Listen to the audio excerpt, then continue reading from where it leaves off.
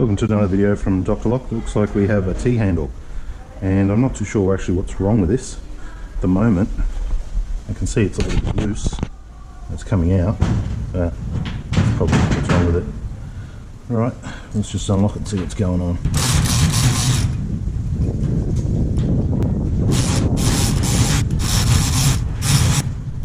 Took a little while.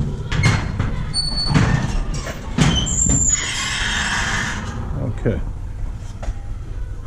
So it looks like the screws have just come out. I'm going to probably re-drill, upsize it and drill it deeper, because once they fill up with dirt, there's nothing can be done. They just won't work. So it's a simple add the screws. Because the screws have been massacred and knurled, I'm going to replace the lock. That way it comes with new screws. It's going to be stronger and not give any more troubles. So this is the lock we're going to fit. This is a Len Lock 1. And this one has the clutching function, so that's going to be much better. I'm going to go through with a 16mm hole. As you can see, it's a bit small at the moment, so that should be a nice fit.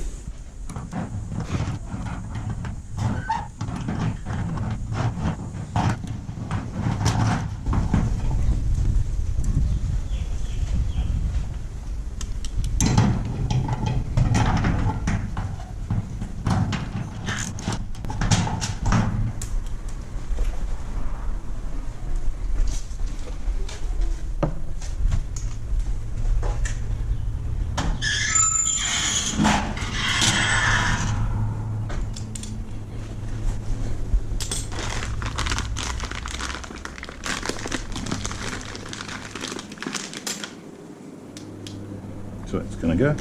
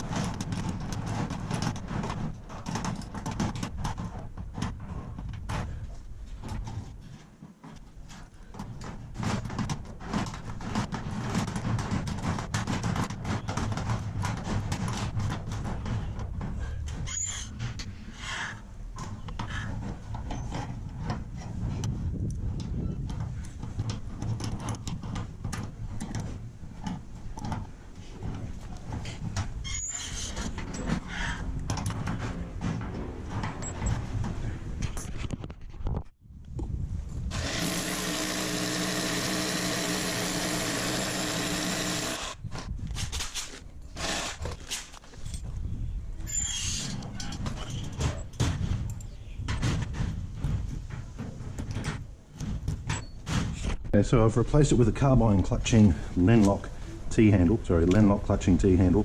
Benefit to this one is that when you go to turn it, if it turns, the lock is unlocked. So that's unlocked. When I put the key in, and I turn it 180 degrees, take the key out, the lock is now locked, and the handle will clutch, preventing anybody from forcing it and breaking the lock open, which is very common with these ones. So this one here, the screws were all stripped.